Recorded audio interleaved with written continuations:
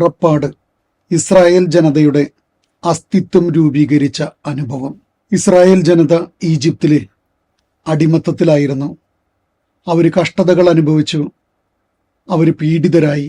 കർത്താവ് അവരുടെ ക്ലേശങ്ങൾ കണ്ടു, അവരുടെ രോദനങ്ങൾ കേട്ടു, അവരുടെ വേദനകൾ അറിഞ്ഞു. 3-ാം അധ്യായത്തിൽ മോശയെ വിളിക്കുന്ന രംഗത്തിൽ കർത്താവ് കൃത്യമായിട്ടത് പറയുന്നു.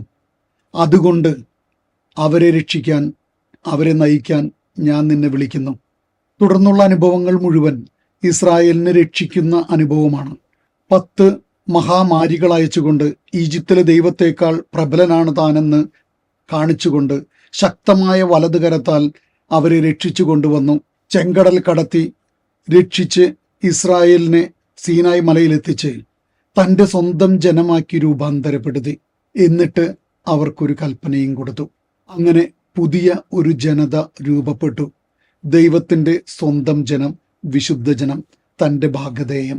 പീഡനങ്ങളിലെ, സഹനങ്ങളിലെ, തളർച്ചകളിലെ തുണയായ കർത്താവ്, രക്ഷിക്കുന്നവനായ കർത്താവ്, കൂടെയുള്ളവനായ കർത്താവ് നമ്മുടെ ജീവിതത്തിലും ദുഃഖങ്ങൾ, വേദനകൾ, യാതനകൾ കാണുന്നവൻ, കേൾക്കുന്നവൻ, അറിയുന്നവൻ, രക്ഷിക്കാൻ എന്നും നമ്മോട് കൂടെയുള്ളവൻ.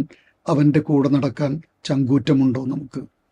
ഈശോ മിശിഹായ്ക്ക് സ്തുതിയായിരിക്കട്ടെ.